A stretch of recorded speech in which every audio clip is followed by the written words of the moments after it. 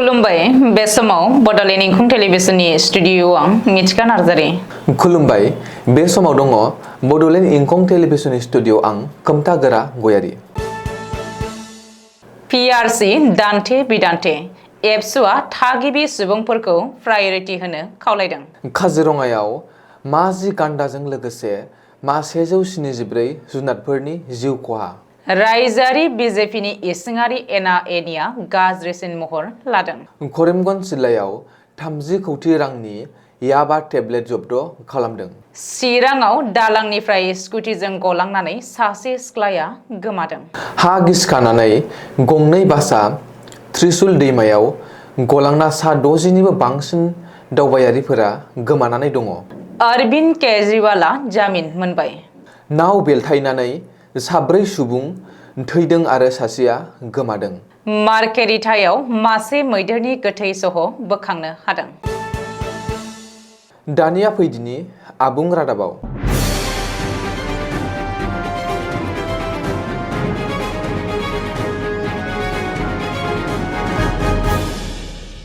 आसामनि कलेजफोराव professor, librarian, assistant आरो 4 ग्रेडनि थिसनथायनि थाखाय पिआरसिनि गोनांथि गैया होननानै डाइरेक्टरेट हायर एडुकेशनआ बावैसो फोसावदोंमोन। नाथाय गिबि मन्थ्रि आरो सोलोंथाइ मन्थ्रिजों लोगोसे रायजोनाङै बिजाथाय होनायनि उनाव सोलोंथाइ बिफाना बे फोसावनायखौ बोखांनानै लाफिननो गोनां जाबाय। डाइरेक्टरेट अफ हायर एडुकेशननि बे फोसावनाया रायजोनाङै दान्थे बिदान्थे सोलिहोगासिनो थानाय समावनो बेबायदि थिसनथायाव आसामनि थागिबि सुबुंफोरखौ प्रायरिटि होनांगौ आरो बांसिनै नोजोर होनांगौ होननानै गांसे प्रेस बिबुंसार जारि खालामनानै दाबि खालामदों दुलाराय बर' फरायसा आफादा। बिजाथिफोरनि थाखाय पिआरसि आरो ओनसोलारि राव बे मोननैखौबो कम्पालसारि खालामनांगौ होननानै दुलाराय बर' फरायसा आफादा सरकारखौ खावलायदों। बेनि अनगायैबो आसाम सरकारनि थिसनथायारि सायख' आनजादनि मडेलखौ सोलायगोन होननानै फोसावनायनि हेंथायैबो दुखु मोननाय फोरमायदों।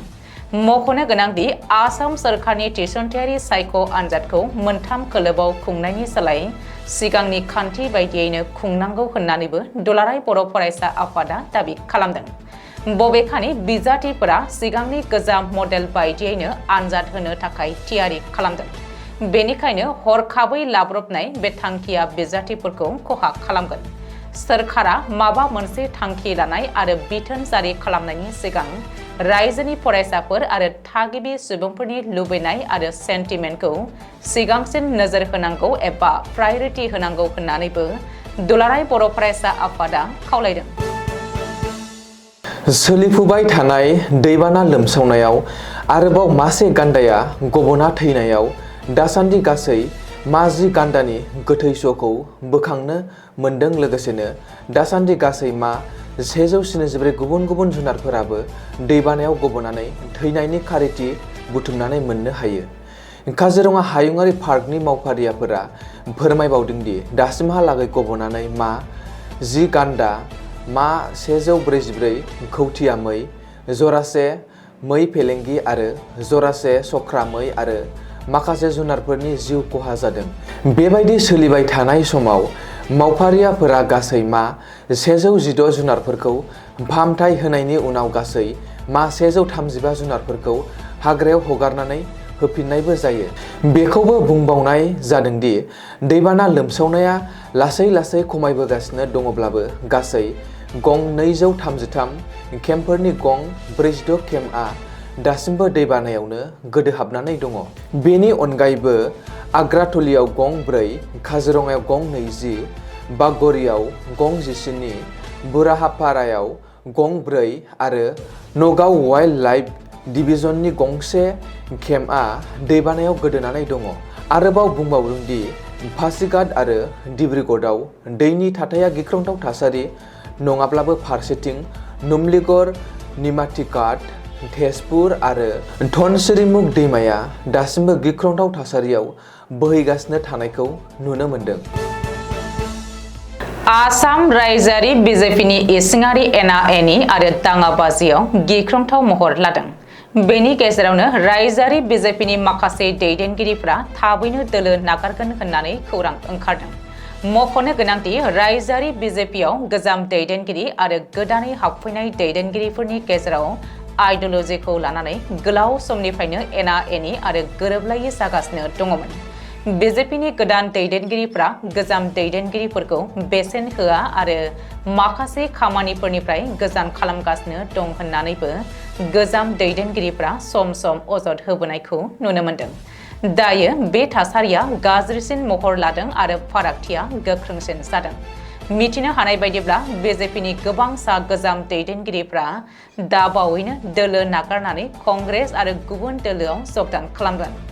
ओरैहाय बीजेपीनि गोबांसा गागि दैदेनगिरिफ्रा दोलो एंगारनो थांखि लानायाव गिबि मन्थ्रि डक्टर हिमन्त बिश्व शर्मायाबो साननो गोनां जानानै फैदों।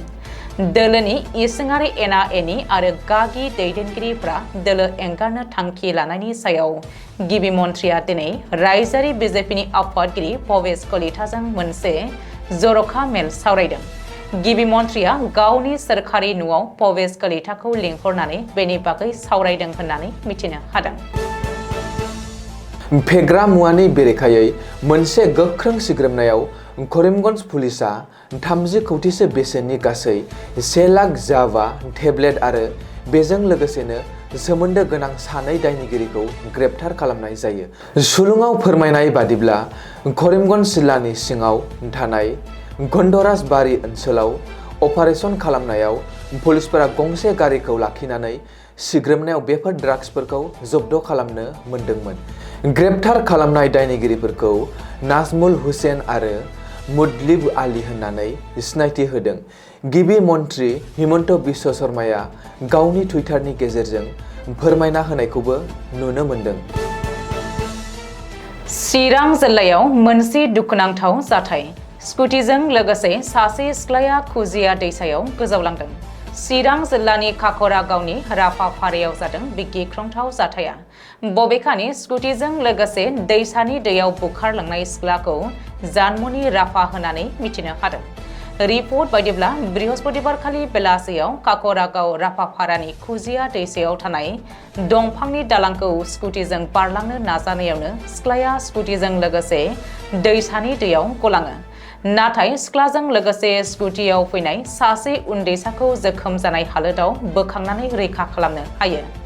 बृहस्पतिबारखालि मोनाबिलिसिम एनडीआरएफ आरो एसडीआरएफनि टीमा नागिरनायनि उनाव दिनै फुंनिफ्रायनो नागिरनायखौ जागायफिनो।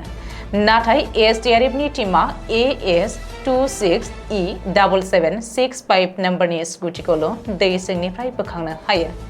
नाथाय बे खौरांखौ सुजुनाय समहालागै सिख्लानि बागै जेबो खौरां गैया आरो गोथै सहखौ नागिरनानै मोनाखै। बबेखानि बृहस्पतिबारखालि स्कुटिजों खुजिया दैसानि दालांनिफ्राय गोमानाय जानमुनि राफानि न'आ धेकियाजुलियावमोन होननानै मिथिनो हादों। रिपर्ट बायदिब्ला जानमुनिया बिब' बिगुमैनि न'आव आलासि जानो फैदोंमोन। नेपाल रायजोआव गोबां अखा हानानै हा गिसिखानायनि जाहोनाव गासै 13सा दावबायारिफोरखौ लांनाय गंसे बासआ त्रिशुल दैमायाव गोग्लैलांनायनि जाहोनाव गासैबो दावबायारिफोरा गोमानानै दङ। बे जाथाया गोबां अखा हानायनि जाहोनाव शुक्रबारखालि फुंनि 3:30 रिंगासो समाव नेपालनि मदन आश्रित राजा लामायाव जादोंमोन होननानै मिथिनो मोन्दों। सुलुङाव फोरमायनाय बादिब्ला गंसे बासआव सा 24 दावबायारिफोर आरो गुबुन गंसे गणपति डिलाक्स बासआव गासै सा 46 दावबायारिफोरा गाखोदोंमोन आरो बेनिनो 3 दावबायारिफोरा गारिनिफ्राय बारजुमनानै गावखौनो रैखा खालामनो हादोंमोन। नेपाल डिजास्टार मेनेजमेन्ट ट्रेनिं स्कुलनि पुलिस मावफारियाफोरा दासान्दि गोमाना थानाय दावबायारिफोरखौ रैखाथि होनो अपारेशन खालामगासिनो दङ। बबेखानि नेपालनि गाहाय मन्थ्रि पुष्पा कमल दहल एबा प्रसन्नआबो बे जाथायनि सायाव गोथौ दुखु मोननाय फोरमायनायजों लोगोसेनो गोमानाय दावबायारिफोरखौ थाबैनो रैखाथि होनो बिथोन होनाय जायो। जौ केलेंकारिनिफ्राय गेदेर रेहाय मोनबाय दिल्लीनि गिबि मन्थ्रि अरविन्द केजरीवाला। केजरीवाला दिल्लीनि आबगारि नीतिजों रां जाख्ल'नाय केसनिफ्राय जामिन मोनबाय। हादरनि जौसिन बिजिरसालिया जामिन होबाय अरविन्द केजरीवालनो। मख'नो गोनांदि जौ केलेंकारिखौ लोब्बा लानानै ईडीआ 24 मार्च खालि दिल्लीनि गिबि मन्थ्रि अरविन्द केजरीवालखौ एरेस्ट खालामदोंमोन। ईडीआ एरेस्ट खालामनायनि हेंथायै अरविंद केजरीवाला जौसिन बिजिरसालियावबो चेलेन्ज खालामदोंमोन। बेनि सायाव दिनै जौसिन बिजिरसालिया राय होयो आरो केजरीवालनो जामिन होयो। ईडीनि केसआव जामिन मोनबायब्लाबो केजरीवाला जोबथेसालिनिफ्राय उदां अख्रां सिङाव फैनो हानाय नङा। मानोना केजरीवाला दासिमबो सीबीआईनि केसआव जामिन मोनाखै। बेनिखायनो बियो जामिन मोननायनि उनावबो जोबथेसालि सिङावनो थानांगोन। मख'नो गोनांदि 25 जुन खालि सीबीआईआ गिबि मन्थ्रि अरविंद केजरीवालखौ जोबथेसालिनिफ्रायनो एरेस्ट खालामदोंमोन।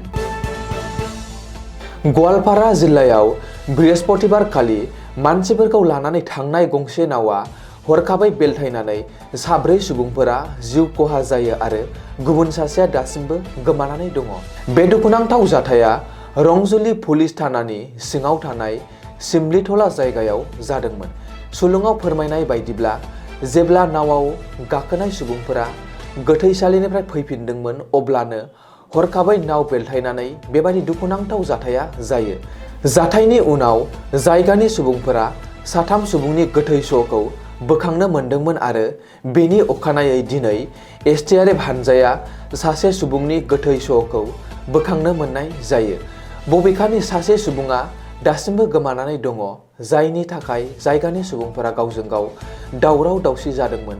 दासान्दि रैखाथि हानजाया गोमानाय सुबुंखौ नागिरगासिनो दङ। आसामाव दासान्दि सोलिफुबाय थानाय दैबानानि जाहोनाव सुबुंजों लोगोसेनो गोबां जिब जुनारफोरनि सरासनस्रा जिउआ गोबां राहा गैयै थासारिजों जुजिनांदों। बेबायदिनो तिनसुकिया जिल्लानि मार्केरिटानि माकुम फोथार ओनसोलाव मासे मैदेरा सोमोनांथावै थैनानै थादों। सुलुङाव फोरमायथिनाय बायदिब्ला 2 नं माकुम फोथार गामि ओनसोलाव मासे मैदेरा जानाय आदार नागिरनानै हाग्रानिफ्राय ओंखारबोनानै आन्दायनानै थालांदोंमोन आरो उनाव सोमोनांथावै थैनानै थादोंमोन होननानै मिथिनो हादों। बे जाथायनि उनाव हाग्रा बिफाननि मावफारियाफ्रा थैनायनि गुबै जाहोनखौ पस्टमर्टेम खालामनायनि उनावसो मिथिनो मोननाय जागोन होननानै फोरमायदों। बेखौबो मख'नो गोनांदि थांनाय माखासे साननि सिगांनिफ्रायनो 2 नं माकुम फोथार गामि ओनसोलाव थानाय गोबां न' बांफोरखौ मैदेरा गाफाय खासि खालामनानै सिलिंखार खालामदोंमोन। दिनैनि रादाबा एसेनोसै। गोजोन्थों। गोजोन्थों।